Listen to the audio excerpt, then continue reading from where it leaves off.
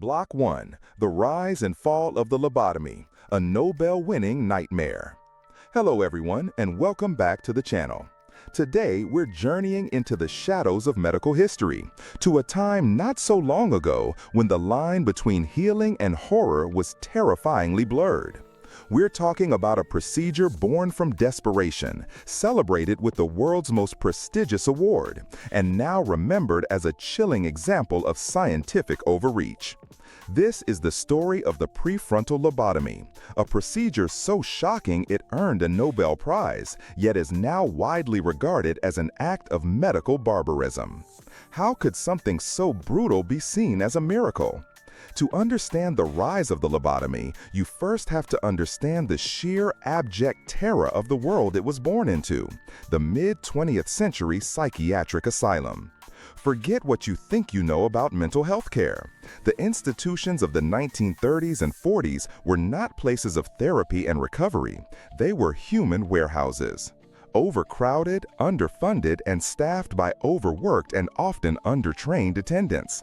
These asylums were bursting at the seams with people suffering from conditions we now have names and treatments for: severe depression, bipolar disorder, schizophrenia, obsessive-compulsive disorder. But back then, these were just labels for madness, and the cures were often more torturous than the diseases. Patients were subjected to hydrotherapy, where they were blasted with high-pressure water hoses or submerged in ice-cold baths for hours. There was insulin coma therapy, which involved inducing a diabetic coma with massive overdoses of insulin, a risky procedure that could easily be fatal. And then there was electroconvulsive therapy, or ECT, often administered without anesthetic, causing violent bone-breaking seizures. Doctors were desperate, families were desperate, society was desperate for anything that could quiet the chaos and bring relief to the so-called hopelessly insane. Into this world of desperation stepped a Portuguese neurologist named Antonio Egas Moniz. Moniz was an established, respected, and deeply ambitious figure in medicine. He had already developed cerebroangiography, a technique to visualize blood vessels in the brain, which had earned him a Nobel Prize nomination. But he was hunting for a legacy, a true breakthrough that would etch his name into the annals of history. In 1935, he attended a neurology conference in London, where he witnessed a presentation that would change everything. Two American scientists, Carlisle Jacobson and John Fulton, presented their work on two chimpanzees named Becky and Lucy. Becky, in particular, was prone to violent, aggressive temper tantrums when she made mistakes during cognitive tasks. After the researchers surgically removed parts of her frontal lobes, her personality changed dramatically. When she made a mistake, she no longer flew into a rage. She simply became placid, calm, and indifferent to her errors. Moniz was captivated. He famously rose and asked, if severing these frontal fibers in a chimpanzee could eliminate its anxiety, could a similar procedure be performed on a human to cure mental illness? This was a colossal leap of logic, based on a single, non-human case study. The frontal lobes, specifically the prefrontal cortex, are the seat of our personality, our judgment, our social behavior, the very essence of who we are. Moniz's theory was that in people with mental illness, certain neural pathways had become rigid, trapping them in loops of obsessive thoughts and agitated behaviors. By physically destroying those pathways, he believed he could break the circuit and free the patient. It was a profoundly crude idea, akin to fixing a sophisticated computer by smashing it with a hammer, hoping to dislodge a stuck component.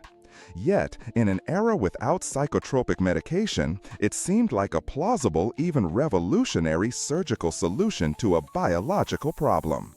Just a few months later, in November 1935, Moniz was ready to test his theory. Working with his neurosurgeon colleague Almeida Lima, he performed his first procedure on a 63-year-old from a mental institution. But this wasn't a delicate, precise operation. They drilled 2 holes, about the size of a large coin, into the top of her skull. Then, they injected pure ethyl alcohol directly into the prefrontal cortex to destroy the nerve fibers. He called this procedure a leucotomy, from the Greek words for white and cut. Over the next few weeks, they performed this on 7 more patients, tweaking the technique by designing a special instrument called a leucotome, a long cannula with a retractable wire loop at the end that could be rotated to cut a core of brain tissue. The results, according to Moniz, were a stunning success. He claimed that out of his first 20 patients, 7 were cured, 7 were significantly improved, and 6 were unchanged. The cured patients were no longer agitated. They were quiet, subdued, and manageable. What Moniz and his supporters saw as a cure, however, others might have seen as a catastrophic personality change. These patients often became apathetic, emotionally blunted, and lost their creative spark and social inhibitions. They were calmer, but they were also less. The very qualities that were being surgically excised were integral parts of their identity. Despite these profound ethical concerns and the mixed results, the medical world was electrified. In a world with no other options, the leucotomy seemed like a miracle. The procedure began to spread across Europe and the Americas. And in 1949, the ultimate validation arrived. Agus Moniz was awarded the Nobel Prize in Physiology or Medicine for his discovery of the therapeutic value of leucotomy in certain psychoses. It was a decision that cemented the lobotomy's place in the medical mainstream, a seal of approval that would unleash a wave of surgical brain destruction on an unprecedented scale, especially as it was about to be reimagined by an American doctor with a flair for showmanship and a horrifying new tool. Block 2. The American Evangelist. Walter Freeman's Ice Pick. While Agus Moniz may have been the father of the lobotomy, the man who would become its most fervent, infamous, and destructive evangelist was an American neurologist named Walter Freeman. If Moniz was a cautious, if misguided academic, Freeman was a charismatic, publicity-hungry crusader. He saw the leucotomy not just as a medical procedure, but as a social mission. He believed he held the key to emptying the nation's overflowing asylums, and he was determined to bring his cure to the masses, whether they were ready for it or not. In 1936, just a year after Moniz's first experiments, Freeman partnered with a neurosurgeon named James Watts, and together they performed the first prefrontal leucotomy in the United States.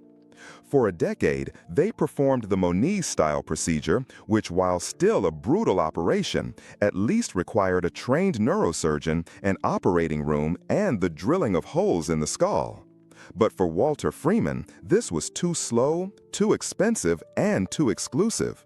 He dreamed of a streamlined lobotomy, one that could be done in minutes, outside of a hospital, by a non-surgeon like himself. He wanted to make brain surgery as accessible as a dental cleaning. His horrifying breakthrough came from a report about an Italian physician who had accessed the frontal lobes through the thin bone of the eye socket. This was Freeman's light bulb moment. He realized he didn't need to go through the thickest part of the skull. In his quest for the perfect tool, he went not to a surgical supply company, but to his own kitchen drawer. There, he found an ice pick. It was the perfect prototype, long, thin, and sharp. He had a local machine shop create a more robust version, a stainless steel instrument he would christen the orbital clasp. This simple, brutal tool would become the symbol of one of the darkest chapters in medical history. With his new instrument and a new technique he called the transorbital lobotomy, Freeman was ready to launch his revolution.